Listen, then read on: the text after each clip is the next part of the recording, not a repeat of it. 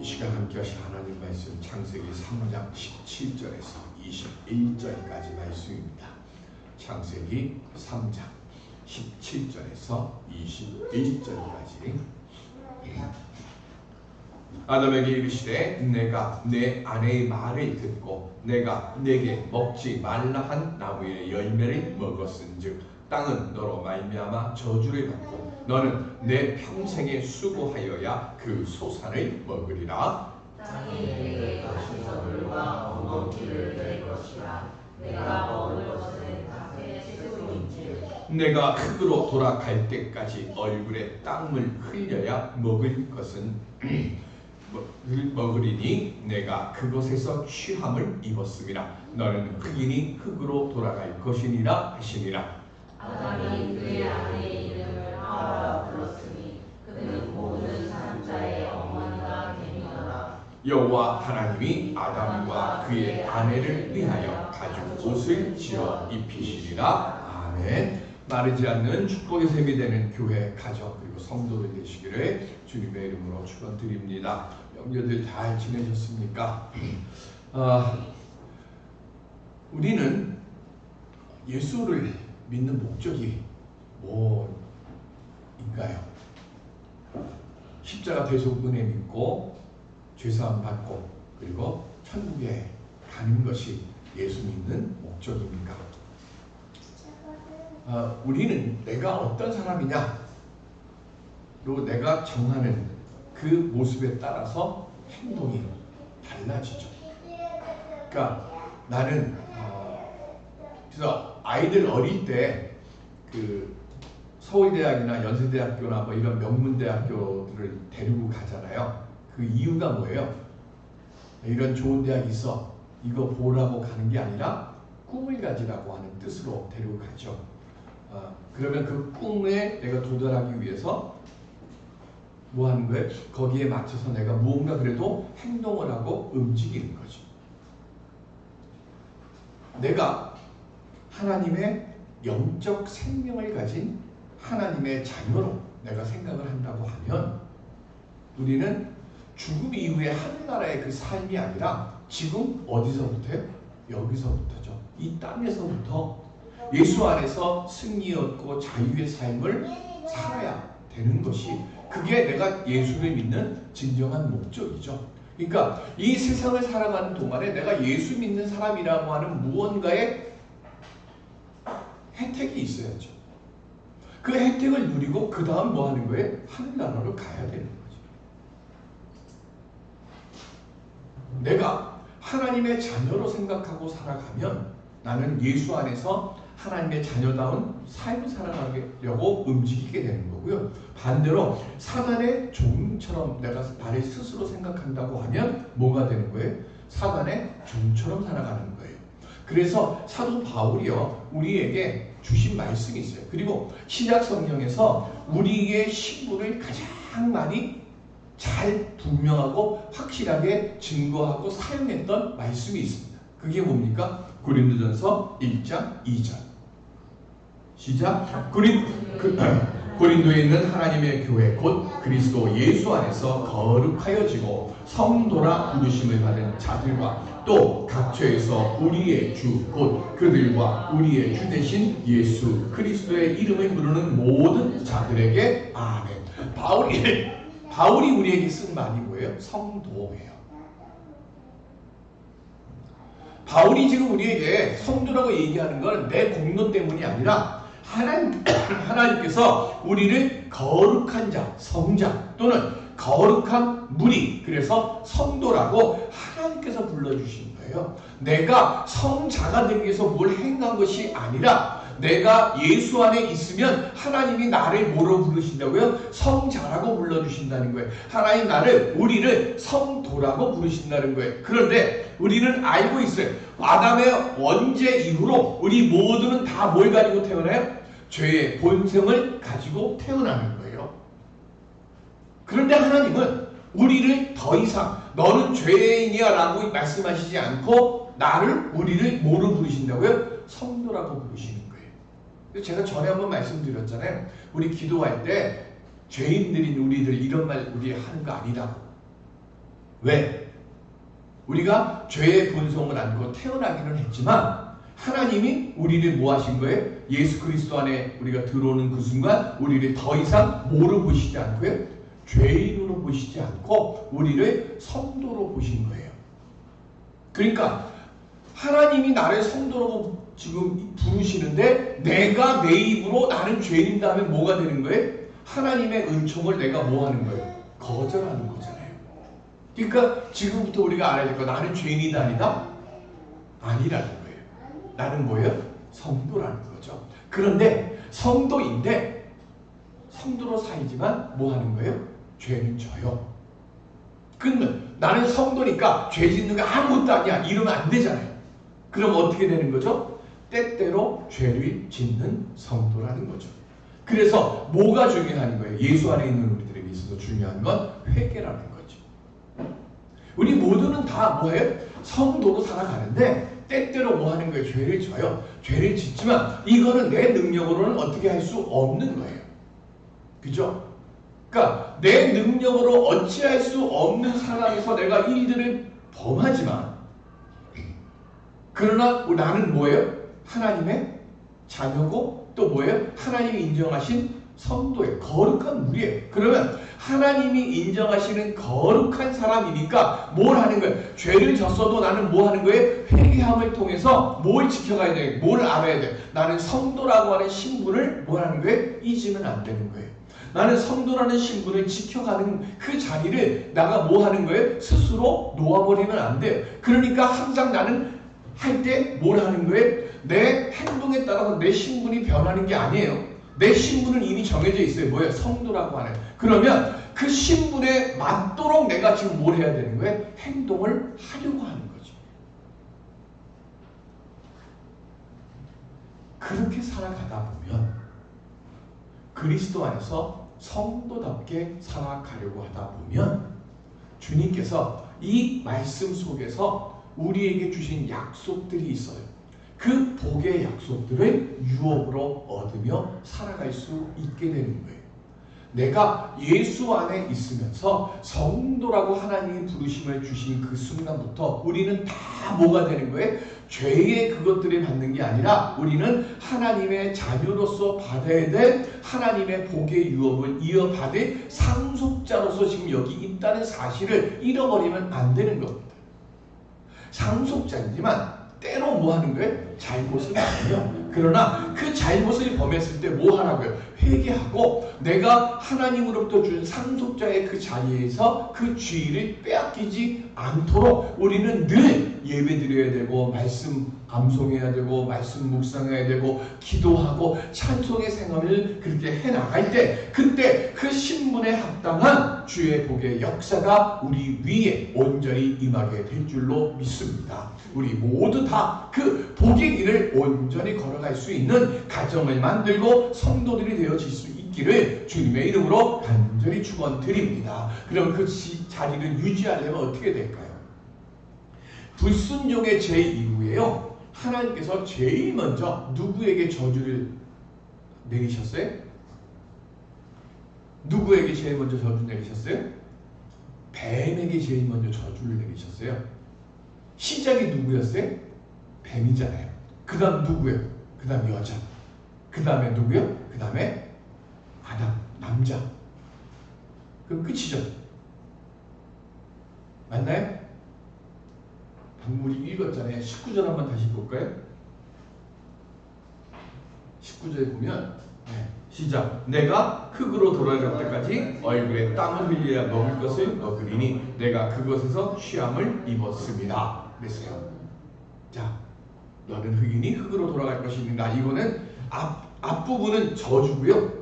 뒷부분 흙에서 났어요. 흙으로 돌아갈 것이나 이거는 뭐냐면 또 다른 축복을 하나님께서 저주 속에 감추어서 씨처럼 남겨놓으신 말씀이에요. 이건 조금 이따 다시 말씀드릴게요. 그러니까 마지막으로는요. 누가 저주를 받았느냐 17절에도 나오지만 땅이 저주를 받았어요. 그건 조금 이따 말씀을 드리고 자 뱀은 흙을 먹고 배로 땅을 기어서 다니는 그 저주를 받았어요.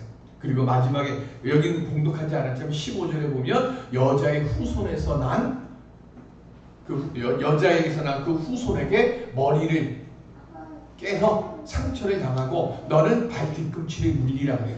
발뒤꿈치를 무는 건 뭐냐면 예수 그리스도께서 십자가에 죽으심을 당하는 것이고요. 머리를 깨뜨린다는 얘기는 뭐냐면 예수 그리스도께서 부활하셔서 사단의 권세를 뭐한 거예요? 깨뜨리신 것을 상징하는 거예요. 그러니까 15절에 뱀은 사단을 상징하고 사단이 받을 저주를 하나님이 지금 이미 선포하셨어요. 그래서 우리는 다 뭐 하는가 하면 아까 말씀드렸어요. 사단과의 싸움도 우리는 뭐 하는 거예요? 이미 예수 그리스도 십자가에 죽으시고 부활하심을 통해서 이미 뭐 하는 거예요? 사단과의 싸움에서 우리는 이미 승리한 거예요. 그리고 승리한 자로서 성도로 죄인으로서 우리가 불러짐을 받은 게 아니라 성도로서 하나님의 거룩한 복의 유산으로 상속받을 자로서 지금 이 자리에 있는 거예요. 그러면 그 상속자가 어떻게 되느냐? 그걸 오늘 말씀 속에서 설명하는 거예요. 그래서 여자에게 내리신 고통은 뭐죠? 출산의 고통입니다. 남자는요 19절에 나오는 것처럼 얼굴에 땀을 흘리며 살아야 하는 그 저주를 받습니다. 얼굴이라고 하는 말은요 히브리어로 아프입니다. 이 아프라고 하는 말은요 원래는 콧구멍이란 뜻이에요.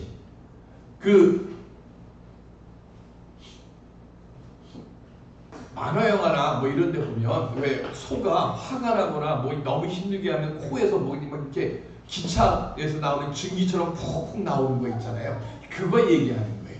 그러니까 힘들거나 뭐 할 때 코에서 막 코끼리 팍팍 나오는 것처럼 아담이 땀 흘린다는 얘기가 뭐냐면 콧구멍 속으로 땀이 흘러 들어갈 만큼 그렇게 얼굴 전체가 다 뭐예요? 땀으로 뒤덮임을 받을 만큼 육신적으로 일을 해야 돼요. 그래야 간신히 먹고 사는 거예요. 하나님과 원죄를 범하기 전에 즉 영적으로 교류가 소통이 일어날 때는 이렇게 하지 않아도 됐어요. 먹을 건 어디서 있었는가 하면 나무의 열매를 그냥 따서 먹으면 됐어요. 그러니까 내가 뭘 먹을 것을 얻기 위해서 수고하고 애쓸 필요가 없었어요. 그러면 에덴 동산지 생명나무와 선악과를 아는 나무가 있는 이 동산 밖에 아담이 매일 나가서 일했다 그랬잖아요. 그 이유가 뭐냐면 먹기 위해서 한 게 아니라 하나님이 창조하신 이 자연 세계를 더 아름답고 더 풍성하게 창조하는 그 일을 돕기 위해서 하나님과 함께 일했던 거예요. 그때는 얼굴에 땀이 덮을 정도로 일을 안 해도 된 거예요. 그냥 하나님하고 그냥 같이 일하면 되는 거예요. 그런데 영적 교류가 딱 끊어지는 그 순간부터는 뭐 하는가 하면 이제부터는 먹고 살기 위해서 몸을 움직여야 되는 거예요. 그래서 우리는 뭐 하는가 하면 흙으로 돌아갈 때까지 이 말은 평생 먹고 살기 위해서 일하는 존재로 변해졌다는 것을 말하고 자, 원죄를 범한 뒤에 하나님 제일 먼저 내리신 게 뭐냐면 땅에는 뭘 낸다고 했어요? 엉겅퀴와 가시덤불을 낸다고 했어요. 이게 땅이 저주를 받은 거예요. 왜요? 자, 아담이 뭐로 만들어졌죠? 흙으로 만들어졌잖아요. 흙으로 만들어진 아담이 죄를 범했어요. 그러니까 그 재료를 준 땅도 뭐 하는 거예요? 저주를 받는 거예요. 그래서 그 저주받은 존재인 아담이 이 저주받은 육신이 먹고 살기 위해서 땀을 흘리도록 그래서 뭐 하는 거예요? 엉겅퀴와 가시덤불을 헤쳐서 나가가지고 뭐 하는 거예요? 먹고 살 수 있을 만한 공간을 만들 수 있도록 하기 위해서 땅은 내가 이전에는 하나를 심으면 열을 만들어 줬는데 지금은 열을 심어야 하나를 간신히 얻을 수밖에 없는 도록 그렇게 만든 거예요. 그게 땅이 저주를 받은 이유예요. 죄가 무서운 게 뭐죠? 모든 아름다운 것들을 변질시키고 부패시키는 독소가 그 안에 있는 거예요. 그래서 모든 복된 것들이 죄를 범하게 되면 뭐로 변하는가 하면 저주스러움으로 변해요. 모든 아름다운 것들이 죄 속에 있으면 뭐가 되는 거예요? 추악한 것으로 변하는 거예요. 그래서 죄가 무서워요. 그리고 그 죄의 무서움을 하나님께서요, 원죄를 범한 이후에도 지금도 계속해서 우리에게 선택하도록 우리에게 생명을 아는 나무와 생명나무와 선악을 알게 하는 나무를 지금도 우리 앞에 계속해서 놓으시는 거예요. 생명나무는 뭘 상징하느냐? 사랑을 상징하는 거예요. 그래서 하나님을 사랑하는 그 열매를 먹고 하나님을 사랑하는 그 일을 행하게 되면 우리는 생명의 길에 있게 되는 거고요. 하나님을 사랑하는 대신에 나를 사랑하고 나의 이득을 원하고 내가 바라고 원하는 세상의 일을 취하게 되면 그건 뭐가 되는 거예요? 선악을 알게 하는 나무를 먹게 되는 거고, 그렇게 되면 우리는 무슨 길로 가는 거예요? 죽음의 길로 가는 거예요. 그건 지금도 계속해서 하나님은 우리 앞에 놓으셨어요. 예수 그리스도께서 오시기 전에는 생명의 길을 갈 수 있는 것으로 주신 게 뭐였어요? 율법이에요. 그러면 율법 중에 최고의 율법은 뭘까요? 우리 율법하면 뭐 생각해요? 십계명 생각하잖아요. 근데 최고의 율법은 십계명에 있는 게 아니에요. 최고의 율법이 뭘까요? 신명기 6장 5절. 시작. 너는 마음을 다하고 뜻을 다하고 힘을 다하여 내 하나님 여호와를 사랑하라. 율법 중에 최고의 덕목이 뭐라고요? 하나님을 사랑하는 거예요. 이게 왜 최고의 덕목이에요? 하나님을 사랑하면 우리는 다 어디로 가요? 생명의 길로 가니까. 그러면 하나님의 사랑이 곧 뭘 상징하는 거죠? 생명나무를 상징하는 거예요. 그래서 하나님을 사랑하는 자에게는 죽음이 없습니다. 이러면 목사님이 뭘 모르는 거 되는 거잖아요. 우리 다 죽잖아요. 근데 왜 하나님을 사랑하는 자에게 죽음이 없다고 그럴까요? 우리는 이미 원죄를 범한 그 순간 육신의 죽음은 어쩔 수가 없잖아요. 그럼 어떻게 돼요? 두 번째 우리 심판이 있는 걸 알잖아요. 두 번째 생명이 있는 걸 알잖아요. 하나님을 사랑하는 자에게는 두 번째 생명이 보장되는 거죠. 그런데 하나님을 사랑하는 것을 뭘로 알아요? 우리는 예수 그리스도 안에 있으면 하나님을 사랑하는 것이구나 하는 것이 우리가 인정되는 거죠. 그러면 아까 말씀드렸잖아요. 흙으로 돌아가야 한다는 것, 이 말씀 속에는 저주만 있는 게 아니라 뭐도 있다 그랬어요? 생명도 있다 그랬잖아요. 숨겨 감춰져 있다 그랬잖아요. 하나님, 우리는요 죽음의 저주를 받았어요. 그래서 모든 사람들은 다 죽어요. 죽는데 그 죽음과 동시에 하나님 뭘 했습니까 하면 에덴으로 복귀할 수 있는 길도 흙으로 돌아가는 여기에 남겨놓으신 거예요. 다음 주에 말씀드리겠지만 하나님께서 아담과 하와를 가죽옷을 입히시고 난 뒤에 에덴에서 내어보내실 때 뭐 때문에 내어보내셨어요? 생명나무 열매를 취할까봐 내어보내신 거예요. 그러면 하나님은 우리가 생명나무를 먹는 것을 원하지 않으셔서 내어쫓았을까요? 왜 내쫓았을 거예요? 자, 돌아갈 나의 집 뭐죠? 하늘나라. 그죠? 우리는 뭐 하는 거예요? 에덴 동산은 뭐가 있냐면 돌아가야 될 곳이에요. 에덴 동산에 뭐가 있어요? 생명나무가 있잖아요. 생명이 있잖아. 그게 뭐예요? 우리는 그게 하늘나라고. 그죠? 그러면 하나님께서 생명나무를 먹을까봐 무서워서 우리를 내보내신 것이 아니라 뭐 하는 거예요? 우리는 뭘 얻으려고 해야 돼요? 영원한 생명을 얻고자 하는 사모함이 있어야 되는 거예요.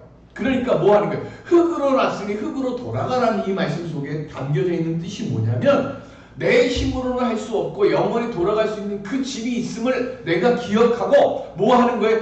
한 세대는 가고 또 한 세대는 오고 또 그 세대는 가고 또 그 세대가 다른 세대가 오지만 그렇게 흙으로 돌아가고 흙으로 돌아가고 흙으로 돌아가는 그 과정 속에서 내가 에덴으로 돌아갈 수 있고 영원한 하나님 나라로 돌아갈 수 있는 길을 하나님이 그 속에 남겨놓으신 거예요. 그게 뭐예요? 예수 그리스도께서 이 땅에 오신 거예요. 예수님이 이 세상에 오시기 전에는 뭘로 했다고요? 하나님을 사랑하는 마음을 가진 자. 그 마음을 가진 자들이 뭐 하는 거예요? 영원한 나라로 갈 수 있는 소망을 꿈꾸며 살았던 거예요. 예수 밖에 있을 때는 하나님을 사랑하지 않는 마음으로 있을 때는 매일매일의 삶이 뭐를 향한 길이었는가 하면 죽음을 향한 길이었는데요. 하나님을 사랑하는 마음이 있고 하나님이 거룩하니 나도 거룩해야지 하면서 하나님의 제1의 율법의 말씀대로 살아가고자 하는 그 마음이 있으면 매일매일 삶이 무슨 일이에요? 생명의 문으로 향하는 그 걸음으로 내가 옮겨지는 거고, 그걸 결정적으로 하는 게 뭐예요? 예수 그리스도께서 이 세상에 오셨으니까 예수 그리스도 안에 머물게 되면 우리는 매일매일의 삶이 뭐가 되는 거예요? 또 다른 생명을 향한 문으로 향한 걸음이 되는 거예요. 그 길을 여신 게 뭐야? 20절에 아담이 아내의 이름을 뭐로 불렀다고요? 하와라고 불렀어요. 처음에 이 여자의 이름, 원래 이름은 뭐냐면 이사입니다. 이사. 히브리어로 이사. 그게 뭐냐면 여자예요. 그러니까 원래 이름은 여자예요. 우리는 남자는 아니에요. 우리는 뭐예요? 흙이에요. 아람. 그러니까 흙. 여자는 흙이 아니고 이사, 여자. 그런데 이름이 바뀌어요. 뭐로? 하와. 하와의 이름 뜻이 뭐예요? 성경에 있어요. 하와, 산자의 어머니. 왜 산자의 어머니가 될까요? 저주받아서 임신과 출산에 고통은 받아요. 그런데 그 임신과 출산을 통해서 아이들을 낳게 되면 분명히 우리는 알아요. 죄를 범한 뒤에 우리 모두는 다 죽을 수밖에 없어요. 그런데 그 죽을 수밖에 없는 그 아이가 태어나고 그렇게 하면서 생명이 이 땅에서 뭐예요? 끊어지지 않고 계속해서 이어가야 돼. 왜? 계속해서 이어가다 보면 그 중간에 족보에, 왜? 마태복음에, 누가복음에 예수 그리스도의 족보가 왜 쓰여져 있어요? 이유는 하나예요. 모든 삶이 예수 그리스도로 집중하는 거예요. 그러면 왜 예수 그리스도에 집중해야 돼요? 예수 그리스도를 통해서 이 땅에 생명이 다시 열리니까. 그러니까 제일 중요한 게 뭐예요? 죽지 않는 거예요. 근데 죽을 수밖에 없잖아요. 그래서 뭐가 해야 되는 거예요? 출산이 중요한 거예요. 그래서 교회가 동성애에 대해서는 절대로 용납해서는 안 되는 이유가 뭐예요? 그건 성경이 말하는 생명의 법칙이 깨지는 거기 때문에 그래요. 동성애를 통해서는 뭘 얻지 못해요? 생명이 태어나질 않아요. 그러니까 교회는 동성애를 절대로 용납 못하는 거예요. 왜? 생명이 이어지다 보면 죽고 죽지만 이것이 바뀌어서 뭐가 되는 게 죽음과 동시에 또 뭐가 나오는 거예요? 삶이 나오니까. 그래서 뭐예요? 죽고가 아니라 우리는 죽고는 빼고 이제부터는 살고로 가는 거예요. 이게 성도의 삶이에요. 이게 하나님이 흙으로 났으니 흙으로 돌아가라고 하는 그 말씀 속에 담겨 있는 이유고요. 그런데 그러나 계속 죽고는 반복되잖아요. 그래서 이 죽고 반복됨을 마무리할 게 필요했어요. 그게 뭐예요? 갈라디아서 3장 13절. 시작. 그리스도께서 우리를 위하여 저주를 받은 바 되사 율법의 저주에서 우리를 속량하셨으니 기록된 바 나무에 달린 자마다 저주 아래에 있는 자라 하였습니다. 아멘. 예수 그리스도께서 친히 십자가에 달리셔서요 모든 저주를 뭐 하신 거예요? 십자가에 다 못 박은 거예요. 이제는 끝. 이제부터는 뭐예요? 생명으로 가는 길을 여는 거예요. 날 때부터 죄의 본성을 안고 태어났지만 이제부터는 진짜로 죽음을 향해서 가는 게 아니라 뭘 향해서 가는 거라고요? 생명을 향해서 가는 그 길을 예수님께서 단번에 십자가에 달리신 그것으로 지금 한 거예요. 첫 번째 아담의 불순종으로 이 땅에 뭐가 들어왔어요? 죽음이 들어왔어요. 그런데 두 번째 아담인 예수 그리스도의 뭐로요? 순종으로 이 땅에 생명이 다시 열려진 거예요. 그래서 죽음의 고리를 뭐 하는 거예요? 끊어놓으셨어요. 그리고 이 예수 그리스도께서 여셨던 생명의 길을 상징하는 게 있습니다. 그게 뭐예요? 21절에 나오는 가죽 옷입니다. 어느 짐승인지는 모르겠어요. 그죠? 어느 짐승인지는 몰라요. 그러나 분명한 것 하나, 가죽 옷을 입으려면 뭐가 있어야 돼요?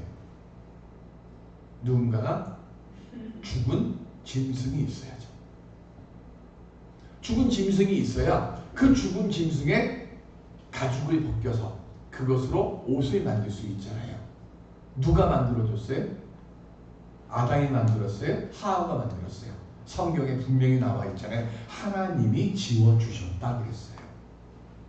그러면 하나님이 지어주셨다는 이 말씀 속에는요, 두 가지의 뜻이 있어요.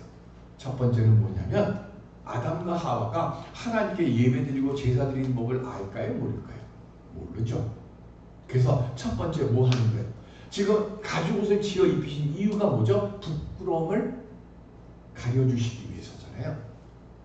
하나님이 어떤 짐승인지는 몰라요. 그 내 부끄러움을 가려주시기 위해서 희생 제물을 택하신 거예요. 내 부끄러움, 내 허물을 가리기 위해서 뭐가 필요한 거예요? 제물이 필요한 거예요. 그래서 예배의 첫 번째 모습 뭐예요? 제물을 하나님이 삼으신 것을 아담이 알게 하는 거예요.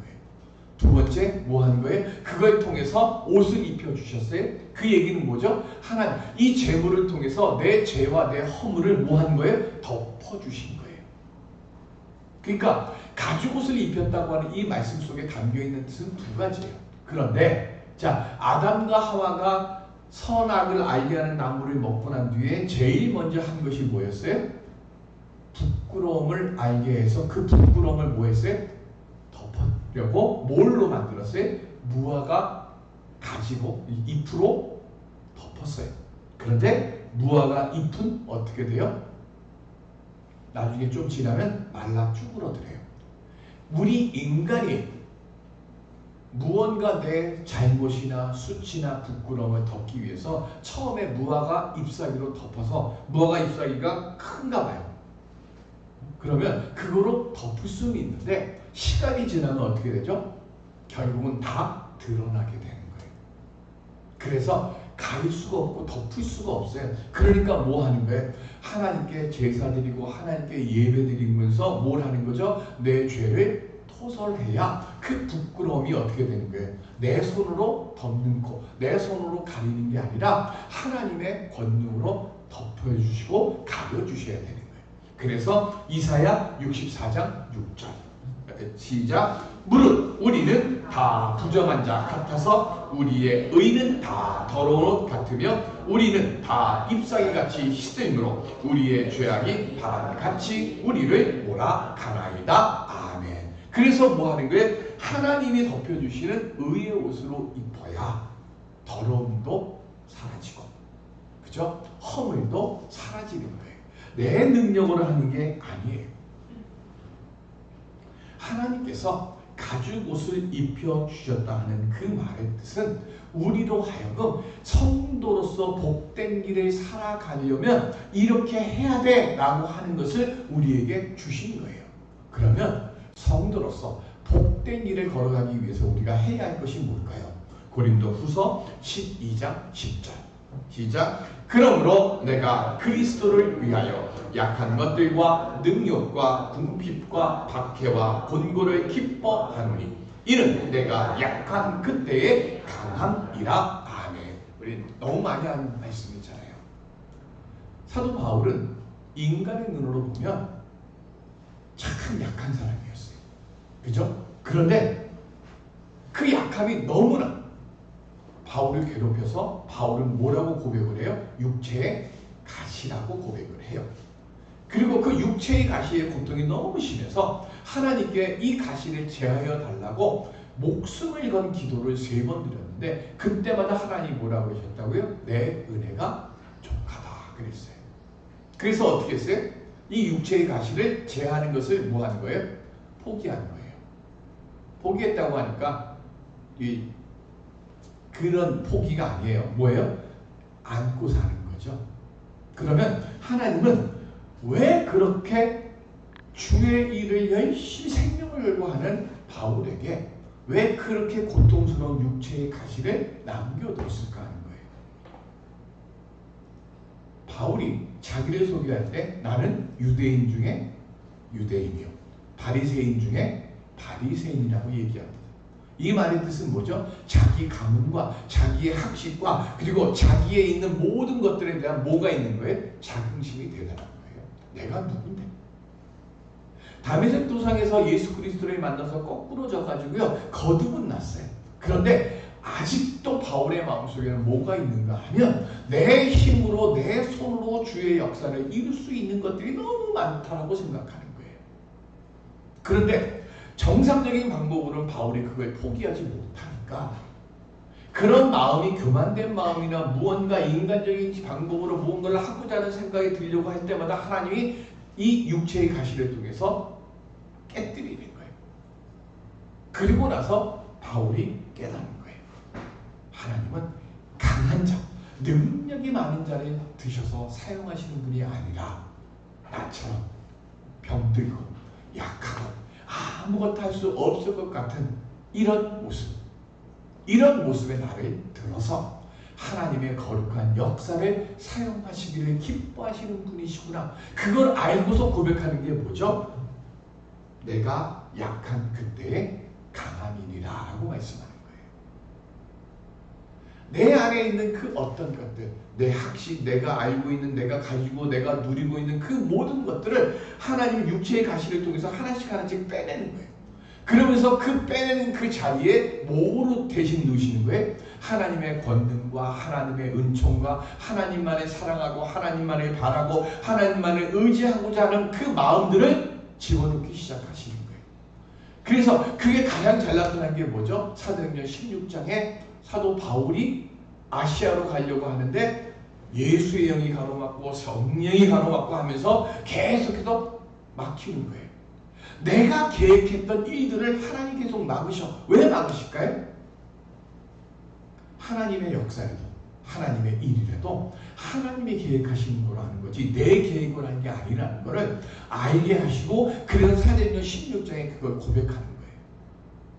예수님이 겨자씨 비유를 말씀하시잖아요. 겨자씨 비유의 시작이 뭐죠? 모든 씨보다 작은 씨라고 했어요. 근데 모든 씨보다 작은 그 겨자씨가 땅속에서 심겨졌을 때 그때 뭐가 되는 거예요? 모든 풀보다 더 크고 그리고 심지어 어디까지요? 많은 새들이 그 나뭇가지에 와서 쉼을 얻을 수 있을 만큼 커진다고 그랬어요. 우리 모두는요 지금 겨자씨 같은 성도고 겨자씨 같은 교회 성도로 속해 있습니다. 내가 작아진다는 말은요 내 힘이 빠진 그 공간 속으로 하나님의 능력이 들어오는 것이고요. 내 힘이 일을 하지 못할 만큼 내가 작아질 때 그때 비로소 하나님의 능력이 역사하신 그 말씀을 우리에게 알게 하시는 거죠. 지금 하나님은 사람들이 멸시하고 무시하고 아예 안중에도 두지 않았던 그런 사람과 그런 장소에서 하나님은 크고 놀라운 역사를 지금까지 수없이 많이 이루셨어요. 오늘 우리들도 이제 주님의 그 역사를 이루며 살아갈 하나님의 성도로 하나님의 복받을 자녀로 우리를 불러주신 줄로 믿습니다. 우리 앞에는 고통과 죽음이 늘 열려 있어요. 그런데 중요한 건 하나님은 고통을 죽음을 저주로 끝내신 분이 아니라 그 고통을 복으로 바꾸시고 죽음을 생명으로 바꾸시기 위해서 오늘 우리를 불러주셨습니다. 예수 안에 머물면서 오늘 우리들이 어떤 상황에 있더라도 여호사밧이 어찌할 바를 모르고 할 능력도 없어서 오직 뭐 했어요? 주만 바라보나이다. 그 믿음으로 고백할 때 큰 승리를 주신 것처럼 우리도 겨자씨 같은 그 믿음으로 주님만을 바라볼 때 고통은 기쁨이 되고 저주는 복이 되고 죽음은 생명으로 변하게 될 줄로 믿습니다.